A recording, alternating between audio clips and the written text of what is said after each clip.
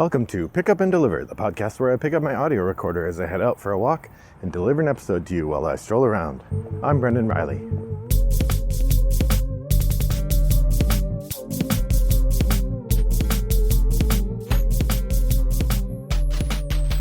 Well, good afternoon, listeners. It's a lovely day here in suburban Chicago. I'm walking home after a productive day on campus. It is warm, but not outrageously warm. Nonetheless, I'm glad to be heading home and talking to you. So I thought today that I would return to a format I've done a few times. I don't know if we're at 10 yet. We might be at 10. This is The Geek Asks. What this format is I open up the recent threads on Boardgamegeek and I read just the subject line of the thread, and I don't read them all. I sort of skim for ones that seem interesting, and I respond as though this was a direct question to your host truly, Brendan Riley, rather than to the entirety of Boardgamegeek. So as a full warning or caveat, I don't open the threads, so I don't actually know what they're about, just making assumptions based on how skillfully the original poster titled their thread. So with that startup out of the way, let's jump into it. Any good roll and move Euros out there? Interesting question. I would say roll and move is not usually a format that most Euro players like. It's too random, particularly because the variance is so high. Most roll and move games, you have a die that goes from 1 to 6 or 2 to 12 if you're playing two-handed. That's an enormous variant if making progress means moving. The best one that I can think of, or the only one that I know of that one would adequately call both a roll and move game and a Euro, is going to be Stefan Feld's The Oracle of Delphi. In The Oracle of Delphi, you are floating around in a boat and you move around using a roll and move mechanism. So that one I think is the highest version of that. I guess Formula Day has some roll and move in it as well, although I have not actually played that game, so I can't speak to it directly myself. But I know that how far you go depends on the die you roll, and you roll bigger dice if you are going faster, something like that.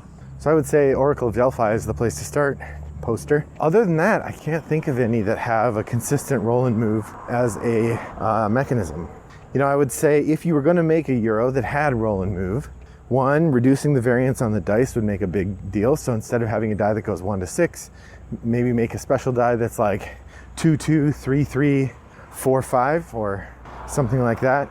2, 3, 3, 4, 4, 5. That seems like a good mix. Reduces the variance some.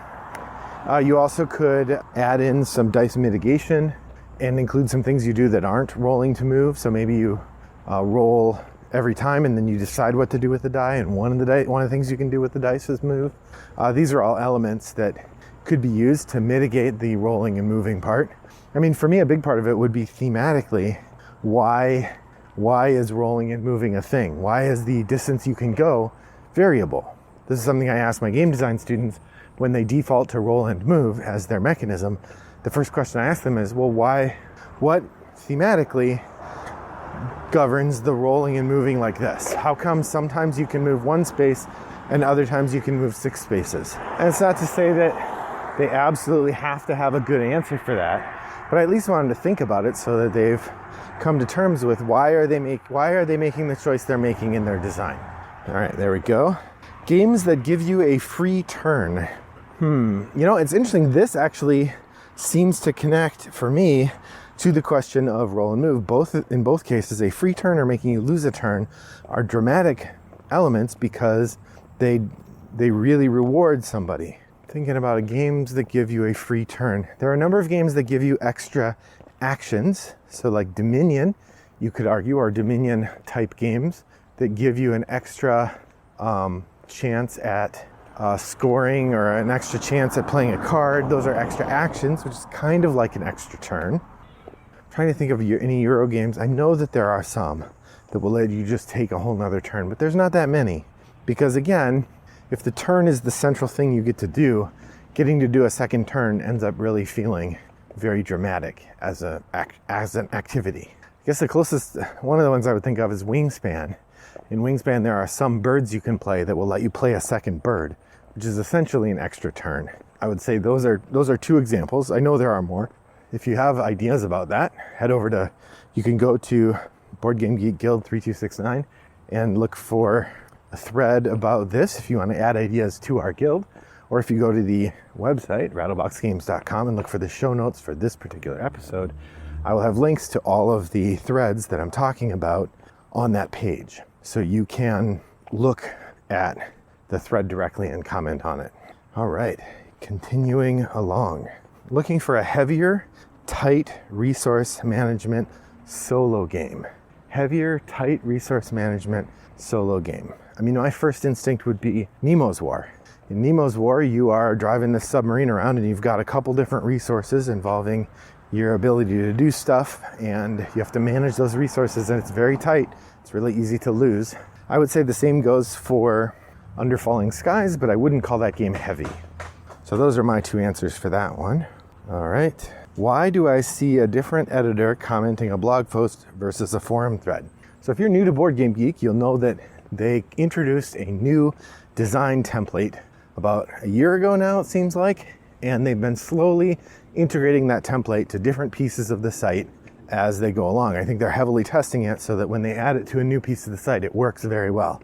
Different parts of the site still don't have that new template, so when you click on to edit them, you'll get the old template, which has the old editor.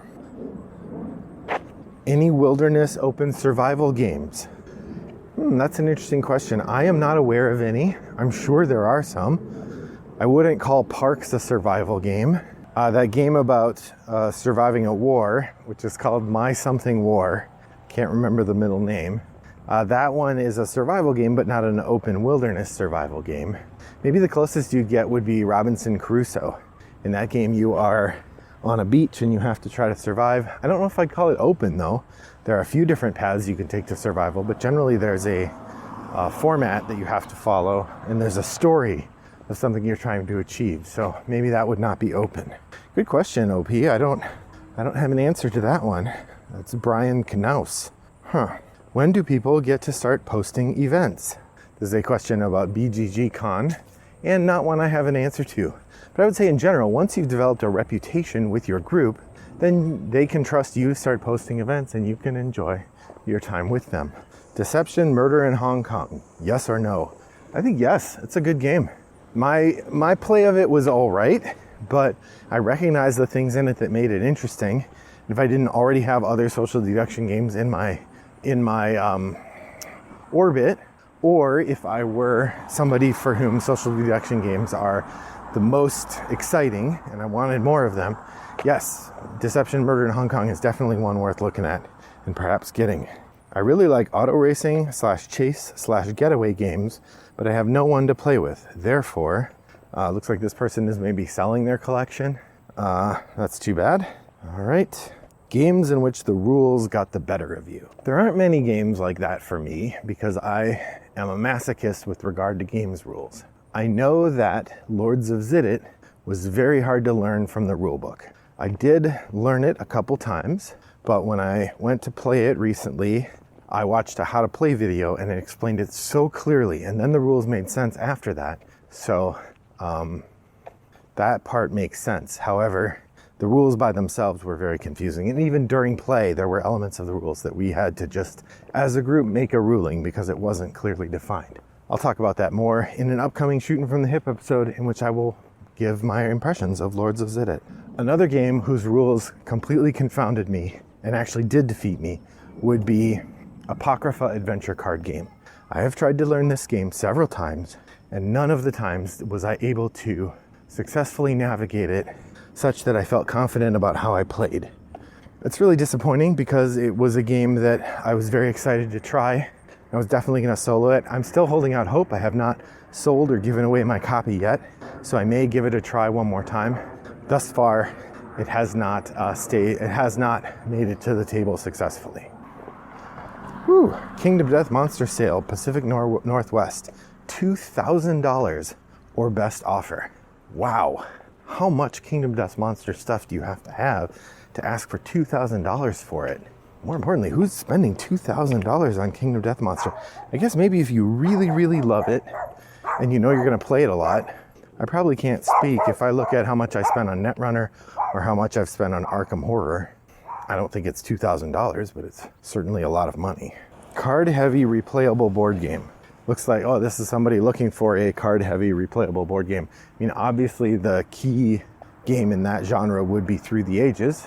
I may be a little biased here, but I've played Through the Ages literally dozens of times. I don't know if I've cracked 100 plays yet, but I'm close. No, I have. I'm well into my second 100 games, and it has an intense amount of information in it, an intense number of cards, and it's intensely replayable. So yeah, I would say Through the Ages is a card-heavy, eminently replayable board game. Now, if you were to, so it says card-heavy, it doesn't say heavy card game. So, I mean, another card-heavy game would be Dominion, but I guess arguably that's not a board game because you don't have a board to play on. So, as you're thinking about a game, particularly in the context of a board game, that would probably limit that. This is one where I definitely would be doing better at answering these questions if I would click on the forum. Here's the title of this one. Which one is easier to grok? Question mark. I'm sure that the person posting this has posted a couple different games and said, which one of these is easiest to grok? In-depth games with no text to read. That is an interesting question. An in-depth game with no text to read. I suppose in-depth for this person posting means deep, which I don't know that those are homonyms or whatever synonymous phrases, but they overlap for certain. So the question is, what's a game that doesn't have any text but is deep? You know, I think the closest you'd get would be a Vital Lacerda game. I think most Vital Lacerda games are language independent, so you don't have to use text, but they just replace those texts with icons. This is kind of true of Underwater Cities or the other Vladimir Suchy games as well. Last Will, for instance, has a lot of stuff going on. It's pretty intense and in-depth, but none of the cards have any words on them. They're all icons. And of course, this is to simplify the process of printing the game. You don't have to print, you can print all the components for all the sets together, and then you just put a different box and a different rule book in the set that you're selling in a different language. And that works out pretty well. So I would say I'd have to look. I feel like Underwater Cities, the cards do say what they do as well as, so that would not work. But I know that Last Will does not. So Last Will is my answer. Last question, games ... help ? Question mark. I'm not sure what help you need, friend, but I'm here to offer it. Drop me a line. Wombat929 is my username on Boardgamegeek. Or you can send me an email, brendan@rattleboxgames.com. Thanks for joining me on my walk today. I hope that your next walk is as pleasant as mine was. Bye-bye.